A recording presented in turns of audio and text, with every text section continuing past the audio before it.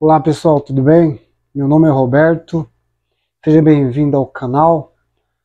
Hoje quero compartilhar com vocês aqui a respeito de o porquê eu viciei em maconha. Embora hoje eu não fume mais maconha, já faz muitos anos, eu acho que mais de 10 anos eu não fumo maconha, mas eu quero dividir e compartilhar com você aqui o porquê eu acabei viciando em maconha. Nem é o porquê eu experimentei, porque experimentar a gente experimenta sem saber o efeito, né, sem saber o que vai acontecer, né, o que vai, qual é o valor de experimentar, a gente não sabe.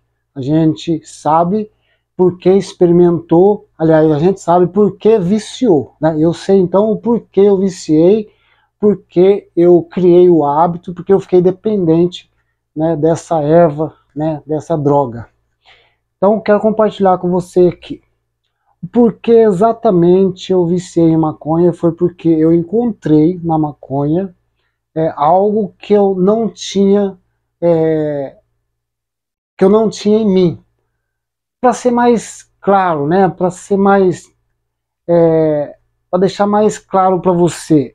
Na verdade, eu viciei em maconha porque a maconha me fez enxergar mais longe. Me deixou tudo claro. As coisas ficaram tão claras para mim, né, que eu precisava usar ela todos os dias, quase todas as horas, para poder estar enxergando. Ou seja, eu não enxergava antes de fumar a maconha. Melhor ainda, eu fiquei dependendo da maconha porque eu tinha um sentimento a meu respeito pequeno.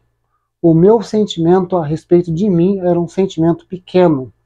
Eu tinha sentimento de inferioridade, eu acreditava que as pessoas ao meu redor eram melhores do que eu, né? Eu tinha um mundo completamente, o meu mundo era totalmente destruído, inferior. Dentro da minha cabeça eu era pequenininho. E isso com certeza vem da cultura, da convivência, do ambiente o qual eu, né, nasci, né, as energias que os meus cuidadores me passaram. É claro que hoje eu não, né, não julgo mais eles, porque eu já estou mais maduro, mais consciente da realidade, mas no passado eu julguei muito, né, coloquei muita culpa nos meus pais, na minha mãe, e colocava a culpa na sociedade, e a culpa era de todo mundo, menos minha, né? Então hoje, mais maduro, eu consigo enxergar que o que me fez viciar em maconha foi exatamente porque eu tinha um sentimento ao meu respeito pequeno. Eu me sentia pequenininho, né? E então o que impactou mesmo, né? Quando eu fumei a maconha, né? A primeira impressão foi que a maconha me fez enxergar algo que eu não enxergava dentro de mim, né? O potencial, eu não enxergava o potencial que eu tenho, né? E que todos têm, que todas as pessoas têm, muitas não enxergam. E às vezes as pessoas nem usam maconha, mas usam outros tipos de droga, né? Outros tipos de hábito, outros tipos de vício, porque não conseguem enxergar o potencial que há dentro dela, né?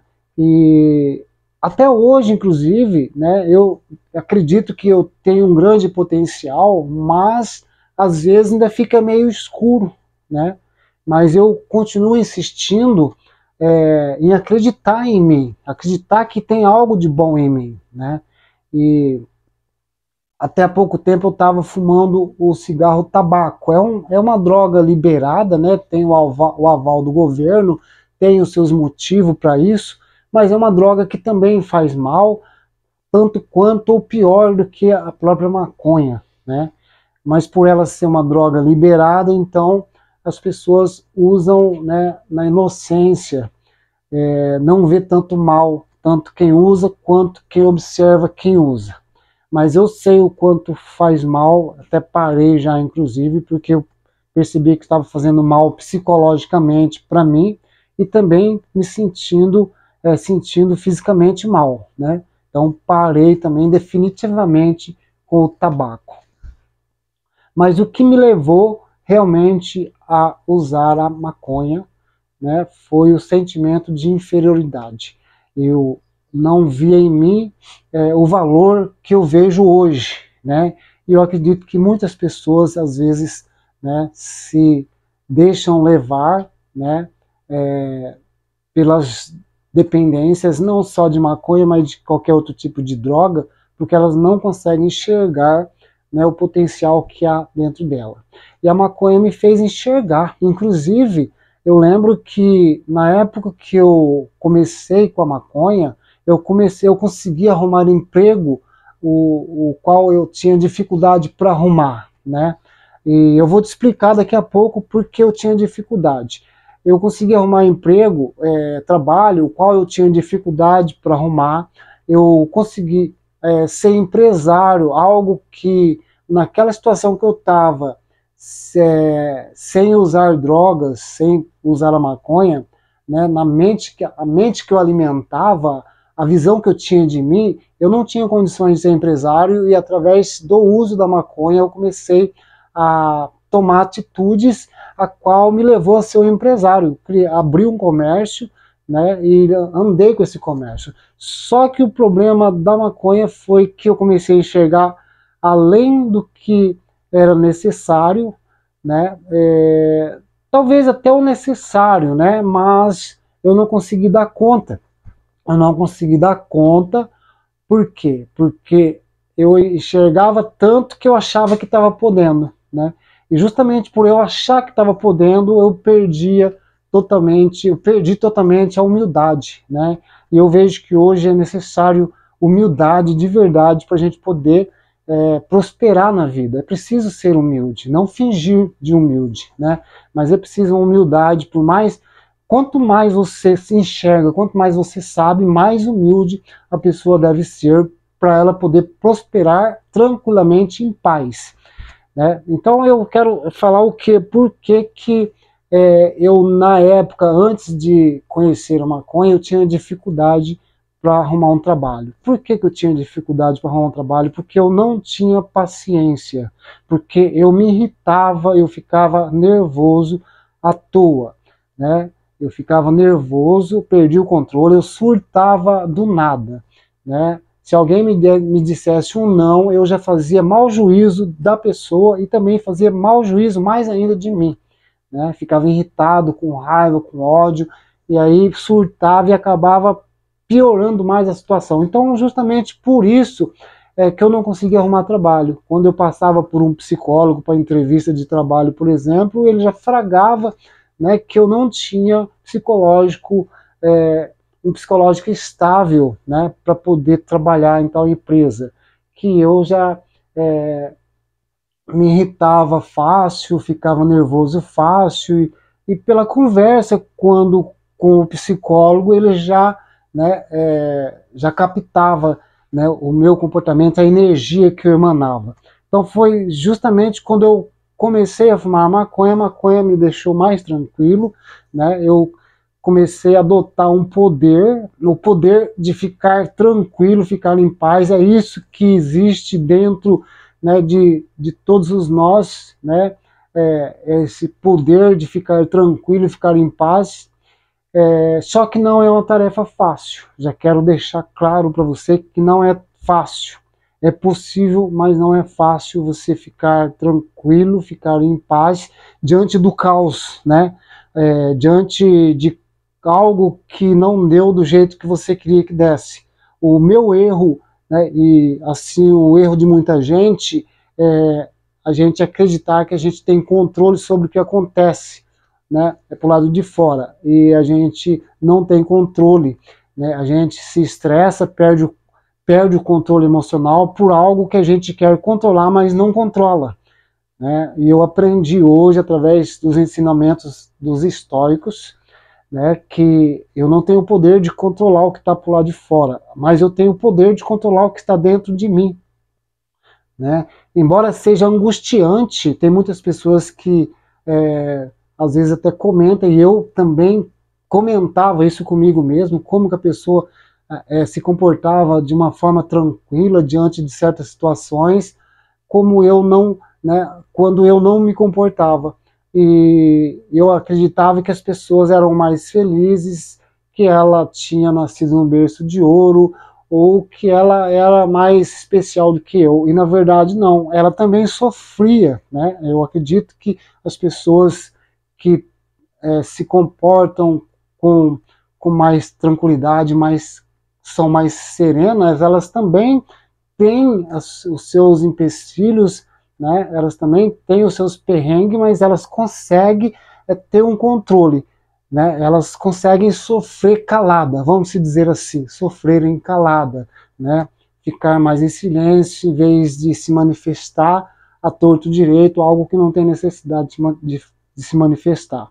Então, na época que eu comecei a fumar maconha, eu percebi que eu controlava isso, né? Eu notei que eu controlava o meu comportamento, né? Aquela ansiedade de falar, aquela necessidade, aquela energia que havia dentro de mim, a qual existe muitas pessoas, justamente por isso que muitas pessoas acabam é, pendendo para a saúde mental, começam a depender de remédios, por causa desse transtorno que é algo que ela própria não consegue controlar, né? E por que que elas não conseguem controlar? Hoje, depois de muito estudo, muita experiência, hoje eu sei o porquê que a maioria de nós não conseguimos controlar, né? Nos controlar, temos pouco controle emocional, justamente porque é algo que nos pega de surpresa, né? A maioria de nós, né, somos pegos de surpresa, ou seja, o nosso inconsciente é que determina o que vai acontecer amanhã, né? O que está dentro do nosso inconsciente, o qual a maioria de nós não temos consciência do nosso inconsciente. É o inconsciente que nos movimenta, né? Eu estou consciente aqui agora, né? Mas o meu inconsciente está lá trabalhando, né? Em modo, nos bastidores. Ele está nos bastidores trabalhando, eu não estou sabendo. Só que depende do que eu plantei, depende do que eu alimentei dias, anos, né? Atrás. Se eu alimentei ódio, pensamentos negativos, né, sentimentos ruins, tudo isso que eu registrei, traumas, tudo isso foi indo para o inconsciente. E o inconsciente, ele vai manifestando, ele vai expressando no presente, né, no hoje, por exemplo. Então, se hoje, por exemplo, eu estou falando aqui com você desta forma, né, algo que eu não conseguia falar antes. Antes eu precisava fumar maconha, me drogar com bebida, com remédio, para poder estar aqui falando diante da câmera com você um pouco mais tranquilo, certo? Antes eu não fazia isso. Hoje eu estou aqui, mas justamente por quê? Porque eu venho há tempo já alimentando, né, o meu inconsciente, aliás, alimentando o meu presente passado, o qual aquele alimento ficou no inconsciente. E esse inconsciente está se manifestando agora, certo? Eu estou aqui agora falando com você, mas foi algo que eu alimentei já no passado. Então, esse comportamento meu agora é algo que vem do inconsciente, certo? Embora eu estou consciente agora. E isso que eu estou falando para você aqui vai ser manifestado amanhã, né? Vai ter um retorno, né? Vai ter, como que eu falo, uma resposta, né? Externa ou interna vai estar vindo por conta de que eu estou falando hoje, porque isso tudo o inconsciente registra, o nosso inconsciente registra tudo isso, certo? Ele registra e em seguida, no futuro, ele manifesta, certo? É por isso que muitas pessoas, um exemplo de uma mulher que engravida, por exemplo, vamos supor uma mulher que engravida de um homem diferente, né? Um pai, cada um pai cada filho. Ela engravidou aí de 5 filhos e cada filho tem um pai. Ela não engravidou aqui lá porque ela não presta, ou porque ela quis, ou porque... não é nada disso. Ela se arrepende daquilo que aconteceu, ela sofre por causa daquilo, né? Ela tem lá 5 filhos, um pai cada filho, e nenhum dos pais estão junto dela, certo? Nenhum dos pais estão junto com ela, nenhum dos pais estão, às vezes, nem pagando pensão, às vezes estão até presos ou mortos, né? Mas ela está ali, sofrendo com aquela situação, com aquele resultado, um resultado que foi pro inconsciente dela. Então ela está manifestando a cada dia, por exemplo, que ela sai com uma pessoa, né? Foi algo que foi algum tipo de trauma. Ela trai, né? Aquele momento, aquela pessoa, né? Aquela situação, né? Para ela, por conta de algo que aconteceu no passado. Então ela vai se comportar justamente para se prejudicar. Ou seja, né, quando a gente não... Por isso que a Bíblia fala a respeito de, né, você colhe o que você planta. E as pessoas, infelizmente, a maioria de nós, estamos plantando cegamente, né? A gente não está vendo o que está plantando. Qualquer conduta, qualquer atitude errada, maléfica que a gente comete, a gente não está prejudicando, na maioria das vezes, 90% a gente está prejudicando mais a gente próprio, porque no futuro a gente vai colher tudo isso. Bom, hoje, com 55 anos, estou conseguindo controlar a minha ansiedade, o meu estresse, a minha angústia, né? Depois que eu parei de fumar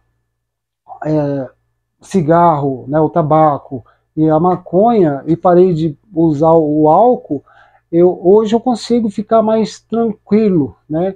Porque eu mudei a forma de pensar a meu respeito, né? Enfim, para resumir, né, quando você começa a mudar a forma como você pensa ao seu próprio respeito, o que gera a tribulação na pessoa, né, uma pessoa atribulada ou uma pessoa que tem um transtorno, ansiosa, falta de controle emocional, é justamente o que ela pensa ao seu próprio respeito, né? O sentimento que ela tem ao seu próprio respeito. Quando ela tem um sentimento, né, sadio ao seu próprio respeito, né? Já fiz vídeo aqui falando a respeito de a gente ter uma boa relação com os nossos próprios sentimentos, com os nossos pensamentos. E a gente confunde muito, né, entra em conflito por conta do que passa pela nossa cabeça. E às vezes passa um pensamento, o qual esse pensamento nos leva a cometer algo que a gente não queria cometer, algo que pode nos prejudicar pelo resto da vida, né, por causa de um pensamento, um sentimento que passa.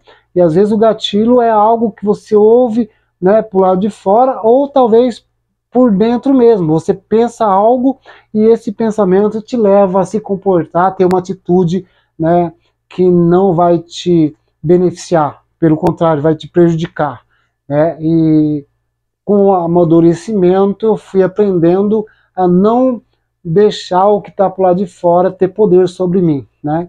Eu comecei o vídeo falando sobre a maconha, mas justamente isso, né? O que me levou a fumar maconha foi o que eu sentia ao meu próprio respeito. Eu me sentia pequenininho.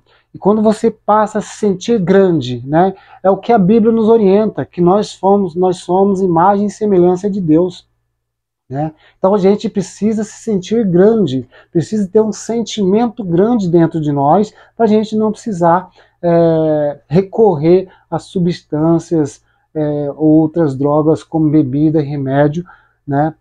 Para poder ter um sentimento um pouco maior a nosso próprio respeito, né? Então é possível a gente ter um sentimento melhor, saudável ao nosso respeito. É isso, né, que eu queria falar hoje, né, sobre a gente lidar né, ter uma boa relação com os próprios pensamentos e sentimentos. Valeu? Obrigado. Se fez sentido para você, se inscreve no canal e dê aquele joia. Valeu, tchau.